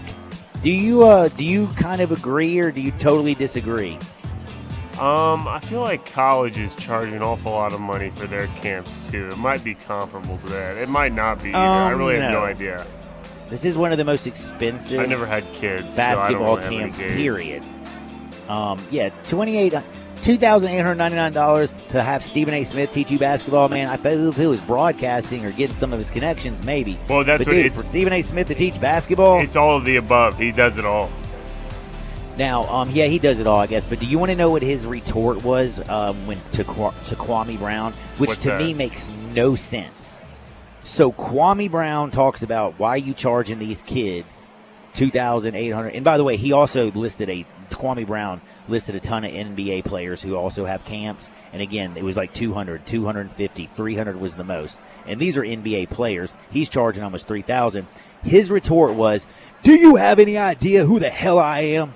Do you have any idea who the hell you're talking to? I'm a graduate of the HBCU, and I donate a minimum of $50,000 a year to my alma mater. And I'm an ambassador for HBCU Week, and I do things for charity. In fact, I've raised $46 million in scholarships for HBCUs. What does that HBCU have to do with a basketball camp? Because I don't understand.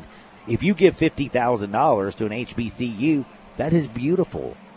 But why? I mean, what are you getting the money from? I mean, you get 15 kids, 17 kids, and that's like $50,000. Are you getting the $50,000 from the kids in the basketball camp? Like that doesn't even make any sense to me. Yeah, UNC is 1,000, so this is more than double what North Carolina charges for their basketball camp. That's North Carolina, the Tar Heels. They actually, have coaches. Shire. Oh no, that's sorry. Sorry, Hubert Davis. Did you have any stories before I take a quick timeout? No, I think it's time for a break, John. It is time for a break, but again, I got to remind you of something very important, and that's our sponsors, and nobody does it better than Landers Ford. And if you want to drive like a pro and support a great cause during the Sales Drive at Landers Ford in Collierville, the Sales Drive at Landers Ford in South Haven, the Sales Drive at Landers Ford in North Covington. Well, head on over there, check them out because they're proud, and they're providing over 100 new Fords to be driven by the pros at the FedEx St. Jude Championship. Now, they're all being sold at demo prices. The pros are going to hang out with them for a couple days, bing, bang, boom, and then you're going to get demo prices, and a portion of the proceeds go directly to St. Jude's Children's Research Hospital. This is a once-in-a-year opportunity to trade up and drive like a pro while also supporting a great cause. Visit LandersMemphis.com or come see them. Go see them at Landers Ford in Collierville, Landers Ford in South Haven, Landers Ford in North Covington. With our Landers Easy Pass, check out the Landers Easy Pass. You can get top dollar for your trade-in, so you save even more. So don't miss this chance. Reserve your demo priced new Ford driven by a pro at the FedEx St. Jude Championship and lock in a low APR financing. Remember, if it doesn't say Landers, you paid too much. Back in 2 shakes to close things out. Sports 56, 98.5 FM. Join the voice of the Tigers, Dave Woloshin, for Wolo and Friends. Weekday mornings from 10 to 11 here on Sports 56 and 98.5 FM. I'm with John Virgos from the world-famous Rendezvous in the Alley since 1948. Brett, I want to talk about our seasoning and sauce today. Our sauce is a great blend of sweet, mustard, and vinegar. It's good on so many items other than barbecue. It's good on pizza. People use it in lieu of ketchup. But our seasoning is the original dry rub, created by my father using a mixture of Greek and Cajun spices. People think our sauce and seasoning are good just during the grilling season. Nothing could be further from the truth. It's good year-round. Our seasoning is good on fish, chicken, deviled eggs, corn on the cob, French fries. People even put a dash in a Bloody Mary. To get a complete list of all of our recipes using our products, go to hogsfly.com, click recipes, and you'll see 50 wonderful items and dishes. And Brett, our sauce and seasoning is available at most grocery stores, and if they don't have it, please remind your grocer to stock it. And our slaw is also available at most Kroger stores. Thank you, John. The Rendezvous, Mr. Charlie Virgos' Rendezvous in the Alley since 1948 and celebrating its 75th year. FedEx St. Jude Championship time, and we have it for you from TPC Southwind all day with Greg Gaston and Eli Savoy, Wolo and Friends, and at noon with John Harden and 3 to 6 with Bryant, Brett, and Jay Morgan. Wednesday through Friday, come see us. Our coverage brought to you by our title sponsor, Landers Ford Collierville, Fratello Steakhouse in Hernando, Town Village, Memphis Tourism Sports Council, Coletta's, East Memphis Ace Hardware, Jim's Place Grill, and all leaderboard updates brought to you by Sissy's Log Cabin. A new era in public safety begins with you. Be the change you want to see. Join us for the Memphis Police Department Hiring Expo, Saturday, August 26, 2023, from 11 a.m. to 3 p.m. at 170 North Main Street downtown. We'll be taking applications, performing basic testing, and interviewing candidates on site. Free parking will be located at Poplar Avenue and Front Street. Salary starting at $60,700. Benefits include a $15,000 sign-on bonus, up to $10,000 relocation assistance. For more information or details, visit joinmpd.com. The FedEx St. Jude Championship returns to TPC Southwind, August 9th through the 13th. Don't miss your chance to witness the top 70 players from the PGA Tour season battle it out in the first event of the FedEx Cup playoffs. Only 50 players will make it through Memphis. Don't miss your chance to watch the drama unfold. Daily grounds and upgraded ticket options are on sale now at FedExChampionship.com. I know the sweetest thing in Memphis, and I know it's been around for 120 years. You know, I'm talking about Dinstall's, and it's time to stock up heavy on Cashew Crunch, Heavenly Crunch, Turtlettes, all of your favorite Dinstall's treats to watch the playoff games and to watch all the basketball. It's so easy to get. The sweetest thing in Memphis, all you have to do is head to Laurelwood or head to Germantown and Poplar right across from the hospital, or go where they make the candies. That's on Pleasant View. There's nothing that says Memphis better than Cashew Crunch with that little tinge of coconut, or the Turtlettes. Let's face it, there's nothing better than Dinstall's chocolate. That's the mainstay of all candies, isn't it? Milk chocolate, although their dark chocolate is pretty darn good. And if you get the peppermint with the dark chocolate and put it in the freezer, you're going to love it. So many ways to love Dinstall's. 115 years of making Memphis oh so sweet. But you gotta be willing to take the hit and not pointing fingers saying you ain't where you wanna be because of him or her or anybody. Cowards do that, and that ain't you. You're better than that. Now, back to Sports 56 Happy Hour on Sports 56 and 98.5 FM. This hour is brought to you by Tito's Vodka. Here once again, Johnny Radio.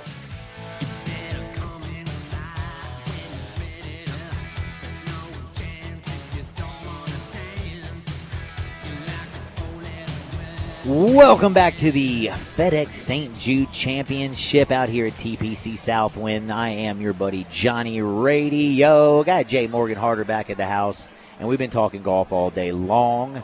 We've been telling you about our wonderful sponsors. You know, the people over at Sissy's Log Cabin. They've been giving you a leaderboard update. Jay, you got a quick one real quick before we get out of here and get to the bets? If you give me a second.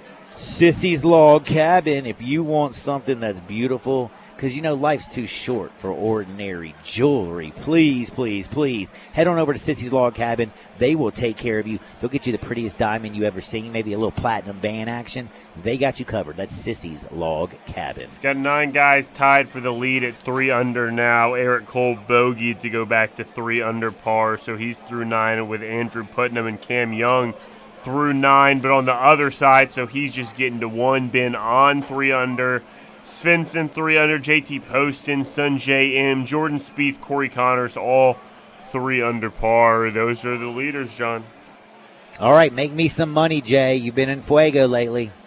Yeah, to be quite honest, the only thing I've got right now is stuff that's in play. Dean Kramer, I have under 5.5 hits allowed right now for the Orioles, and I had a Nerfy in that game as well. So hopefully that stuff hits. Did you hit the Nerfy? Oh yeah, we're rolling right now, John. So we're feeling real good, real nice. Nice. Did you go ahead? I'm looking at some of these later ones. Not a huge slate today. Yeah, I don't love a lot of the stuff today, John. Not a great slate. Not a great stuff on the board. You know what you can bet? Not a great slate.